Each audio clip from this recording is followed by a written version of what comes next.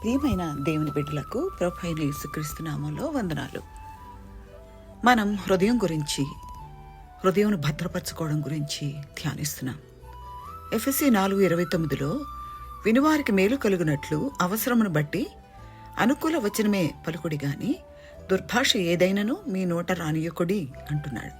అనగా మనం చెప్పేది చేసేది ఇతరులకు ప్రయోజనం కలిగించాలే కానీ నష్టపరచకూడదు అని గ్రహిద్దాం. 5:4 కృతజ్ఞతావచనమే మీరు ఉచ్చరించాలి అంటున్నాడు. కొలస్సీ 3:17 మరియు మాట చేత గాని క్రియ చేత గాని మీరేమి చేసినను ప్రభువైన యేసు ద్వారా తండ్రి అయిన దేవునికి కృతజ్ఞతాస్తుతులు చెల్లించుచు సమస్తమును ఆయన పేరట చేయుడి అంటున్నాడు. అనగా ప్రభువైన యేసు అధికారానికి లోబడి ఆయన స్వభావానికి ఉపదేశాలకు అనుగుణంగా భూమిపైన ఆయన ప్రతినిధులుగా మనం ఇది చేయాలి.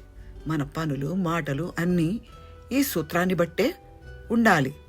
యేసు ప్రభు అధికారం చొప్పున మనం ఏదన్నా చెప్పడం చేయడం వీలు కాకపోతే దాన్ని అసలు చేయకూడదు, చెప్పకూడదు, అంతే.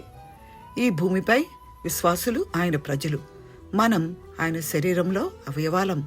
లోకానికి మనమే ఆయనను దేవునికి కనపరచాలి. మన ఇష్టం వచ్చినట్టు మాట్లాడడానికి చేయడానికి కాదు.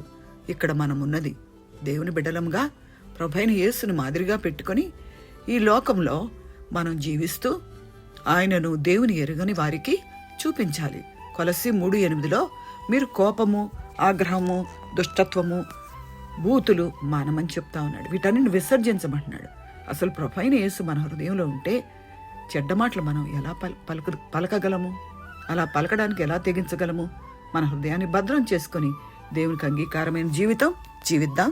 ప్రభువైన యేసుక్రీస్తు వారి నామములో వందనాలు. ఆమేన్.